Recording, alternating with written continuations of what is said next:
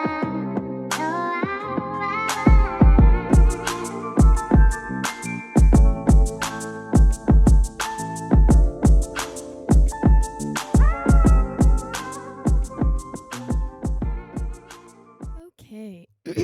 here we go. This is episode 1 of For the Record podcast, and my name is Sarah Snyder. So basically, this podcast is just going to be an introductory. So if you already know me, well, get to know me a little bit better, because I'm going to talk about my history of music and kind of how I got into the music industry program and what made me decide to come to Rowan for music industry, and kind of just what I plan on doing with this project and after graduation, once I figure that out. So basically, I'm starting this podcast for my senior capstone project for the music industry program. I am the business concentration. So I've taken classes like Music Business 1 and 2, and I'm currently in Artist Services, which helps run the student-run record label, Rowan Music Group. Shout out, give them a follow. Me, Gabby, and Chad run the Instagram, so, help our follower count. But so basically, this is my year-long project that I have to turn in to essentially graduate. And I decided to do this music podcast because it's something I'm interested in, and I felt that it would be something that other people would be interested in listening to. So this is just going to be an introductory about me, but going forward, I want to do interviews with bands and just other like people of interest throughout the program, or doesn't have to be in the program. So basically, I'm going to be interviewing some people further down the line, and just kind of doing that. So basically, the reason why I got into music at all was literally because of my dad. Well, both my mom and my dad, but mainly my dad. He is one of the most knowledgeable people that I know about music. He really knows so much for being someone who doesn't play an instrument or never got into like a music degree or anything. He literally listens to everything from I don't even know, the Beatles, Pink Floyd, Pearl Jam, the Police, the Doobie Brothers, Steely Dan, Tupac, Biggie, like Snoop Dogg, everyone. And so his influence on me as a kid was really the reason why I became so passionate about music. He used to quiz me and my brother in the car, just driving around on a Saturday, or a song would come on, and God forbid if my brother and I did not know every single detail of that song, what instruments are being played, who's singing it, what album is this from. So he really sparked my interest in music. And then it was kind of weird.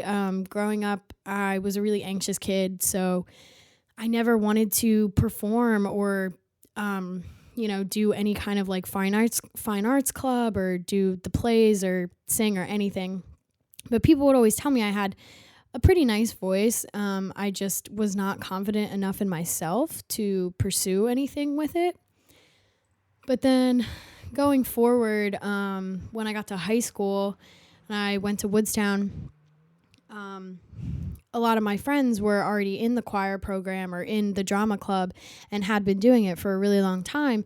And so they kind of encouraged me to audition for choir my sophomore year. So I set it up with the choir director. I studied the prepared melodies I had to do and the scales that I had to sing, and I just went and auditioned, and I ended up making it. And so that was really my first experience with like performing music as a group or just any kind of organization. And that wasn't even until my sophomore year of high school. But I'm really glad that I had the friends that I did to kind of give me that push. Otherwise, I feel that I might not have picked the same career choice or the same major that I'm going for right now. So, anyway, yeah, so I started choir my sophomore year, and then I was just in the general choir, and then ended up moving on to chamber choir, which was about, like, not varsity, I would say, but, the highest level of choir that you could do for my high school, and we would perform at different festivals and things like that. And I was also in the women's choir for my high school as well. So I got a lot of great experience. My choir director, shout out Khalil Gunther, really, really was a huge influence on me in high school and really helped shape not just me as a musician or my musicianship, but also as a person and in life. I feel like choir really gave me a certain level of confidence that I didn't have before. And Mr. Gunther's just attention to detail and, just his passion for music and his love for everything involved with music really inspired me and made me want to continue on with music after high school. So when my senior year came around, and that was my first year in chamber choir, and performing with an elite choir like that really was just such a great experience that I feel like not everyone gets to have, to be able to perform with other people who care so much about music and have this level of professionalism that they understand how important it is to, get every melody right, get every harmony correct, and, just the precision of it all. I wanted something like that. I wanted a community like that going forward. So when it came time to look at schools and majors, I realized, okay, well, I don't really want to perform per se, but I do want to be involved with music somehow. So that's kind of when I discovered that music business was a major, which is still relatively new, honestly. I know that Rowan's program only started in 2015, I think it is. So still relatively a new program. A lot of industry professionals never went to school for this. They kind of just, DIY, bootstrapped, made their connections and figured their way out. But now we're fortunate enough that we have these classes that we can take and we can get a degree in it. And then who knows what the next thing will be. But so I originally started going to Albright College for the same major for music business, but they also required a minor in arts administration. So I took that, but I knew that wasn't really what I wanted to do. And I ended up leaving Albright for various reasons. But I just felt that the program really I didn't have a sense of community there. There was no music scene in Reading, Pennsylvania, and there just was just a lack of communication. I didn't really know anybody in my program besides a couple people, and so I just really felt like an outsider compared to all the other kids who were athletes or like theater majors or whatever else. So long story short, ended up looking at other schools, and Rowan has a music business program. So, being that I live fairly close to Rowan, it just seemed like the smartest option for me going forward. So I ended up transferring to Rowan my sophomore year. So fall of 2017, I came here into the music business program. And even though my course schedule was kind of like messed up and backwards, it still is, just from transferring. But I really got a feel for the program once I got here and realized what a sense of community there was of all these people and like-minded individuals who have the same or similar goals as me, and just, people who actually really care and are driven and want to make a difference and want to, add music to the Glassboro community. So I, befriended all these people and joined Rowan Alt. And I guess the rest is kind of history now. And now I'm in my senior year doing this as my capstone project. And hopefully, when I graduate in the spring, I'll start looking for jobs. Not really 100% sure of what I want to do yet, but I know I definitely want to stay somewhere within the marketing or digital marketing field, maybe even somewhere in publicity. They all kind of overlap, but are different in their own respects still. But yeah, so I mean, I really just, what am I trying to say?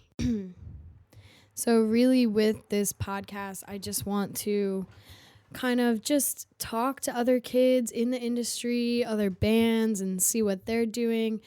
And just, kind of bring more of a light to the music scene that is in Glassboro and the surrounding area, because I feel like a lot of it trickles down from Philly, but there's also a very unique scene here in South Jersey that could be highlighted a little bit better. Oh, I forgot to mention that I really appreciate the music industry program at Rowan, because we are required to do 2 internships to graduate, which most programs only require that you do 1.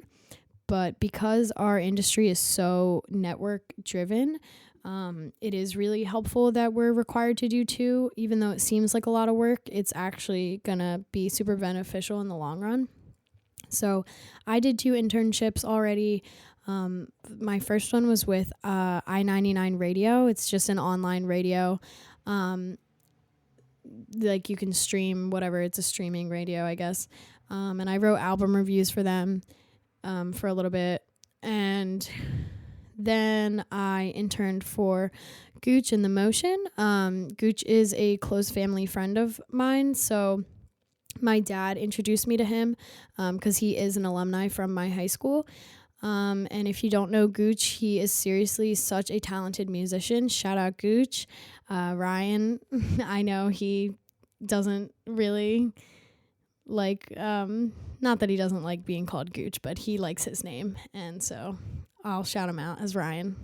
But so I interned with him and I helped him book shows throughout the area and, help him market a little bit more. Some design stuff I did for him for a little bit for the semester last year. And I'm still in close contact with him, and we, still shoot ideas off of each other and, just hang out and give each other advice. And he actually just performed at Rowan last week and awarded a scholarship for the Music in Motion Foundation, which goes to a music therapy student here. So that's really great that he has that and is doing that. And then I worked at BB&T Pavilion over the summer, working security, so not exactly what I wanted to be doing, but it was really cool to be able to work in a live venue regardless, and just kind of see some of the behind-the-scenes things that go on in a venue. And so I worked one show at the Met Philly so far, and I want to continue to work some shows in the off season until BB&T starts up again next summer. But until then, really, I'm just going to be working on this podcast and, getting everything together to graduate and hopefully applying to big girl jobs so that I can pay off my student loans, because that is a unavoidable evil.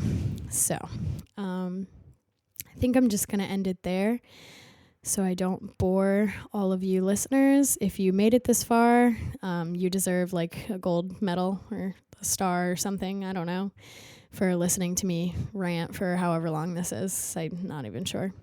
But anyway, so so I'm going to end there, and thanks for listening if you did listen. If you haven't yet already, follow me on Instagram at fortherecord_podcast. Also, you can like my page on Facebook, and if you share this podcast anywhere on Instagram or Facebook, please tag my page or tag my personal account, whichever. And yeah, I really appreciate all the support and all my listeners. Love you all. Okay.